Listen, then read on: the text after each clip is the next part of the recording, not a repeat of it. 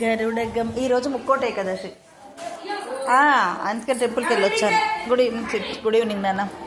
గరుడగమన్న తవ చరణ కమలమిహ. చదవండి ఫస్ట్ లెసన్ లేండి. ఇప్పుడు మా వాళ్ళు వచ్చారు.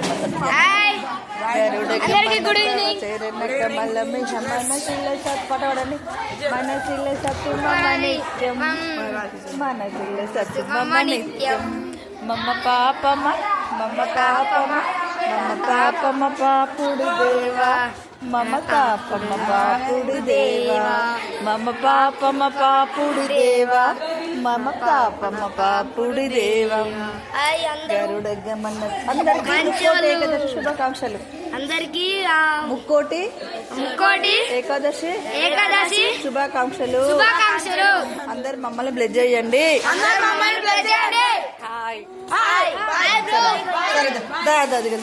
లేసారు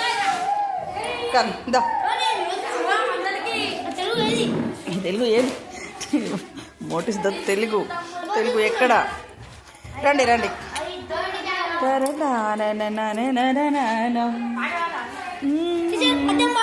పాడు. నీకు ఏది వస్తుంది వాడు. పద్యం పాడతావా, పాటలు చదువుతావా? కానీ అండి తెలుగు లెసన్ ఏ లెసన్ చదువుతున్నా?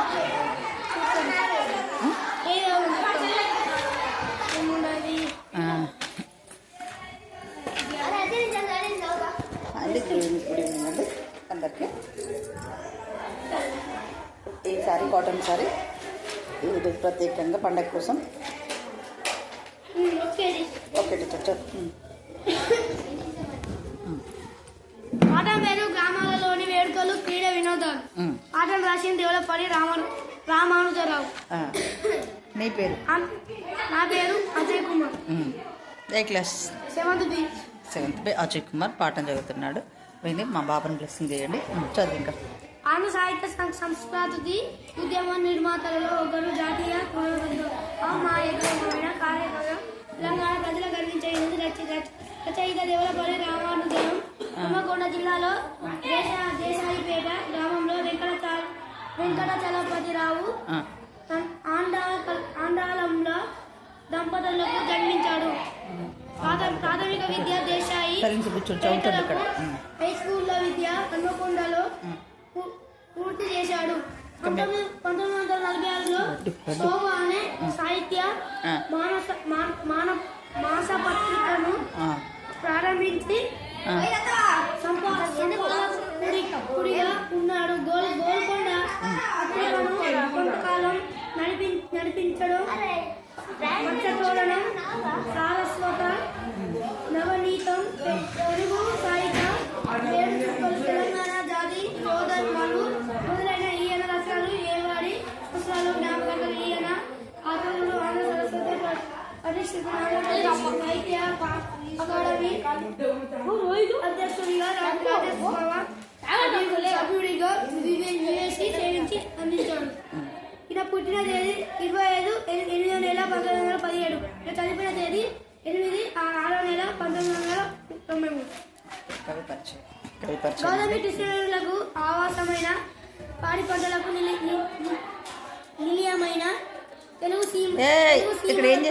పల్లెటూళ్ళతో కౌల సంధ్యారంలో అడుగడుగున గోచరిస్తున్న తెలుగు వారి భాష ఎంత మధురమైనదో వారి సామాజిక జీవనతమంతా సుందరమైనది. చెప్పితే ఆసక్తియోక్తి అవతరణగా భారతదేశం అంతటికి నుండెట్లా తెలుగు సీమలో కూడా నొగటి తొందరవారు జనులు పల్లెటూళ్ళలోని తరతరాల నుండి వ్యాప్తిలో నుండి వేడుకలు, వినోదాలు ఎన్నెన్నో ఎక్కడ కలవు. ఈ క్రీడలోని వినోదాలు తెలుగువారి సుకుమార అభినేత్రం ప్రతిబింబిస్తున్నది. స్త్రీలకు, పురుషులకు, బాలబాలికలకు ప్రత్యక్షంగా కొన్ని వినోదాలు, ఆటపాటలకు ఉన్నవి. వీనితో పాటు స్త్రీ పురుషులు సమాసగా అదరణీయమైనగా ఉన్నది.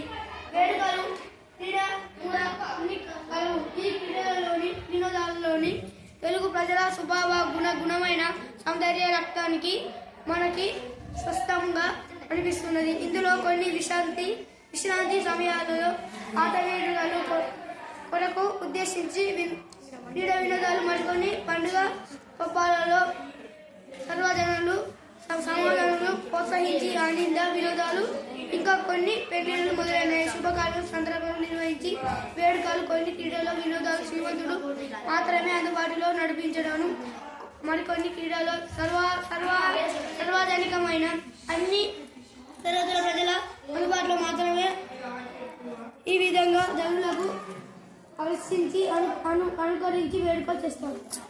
Okay, thank you. మంచిగా చదివాడు, తెలుగును స్పష్టంగా కవి పరిచయంతో పాటు చదివాడు. నీ పేరేంటి? My name is Sharon. I am studying 8th B.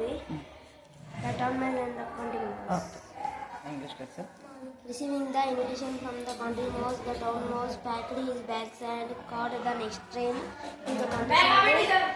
The day was bright and sunny, and soon the town mouse began to feel hot in the train. I wish there was an air conditioner coach. He said to himself, I feel very uncomfortable here. However, there was nothing he could do about it. So he grumbled to himself while the train chugged slowly into the country. The country mouse was waiting at the station. Oh, cousin, the town mouse said as soon as they got off the train. The train was dreadful. I feel terribly hot and thirsty.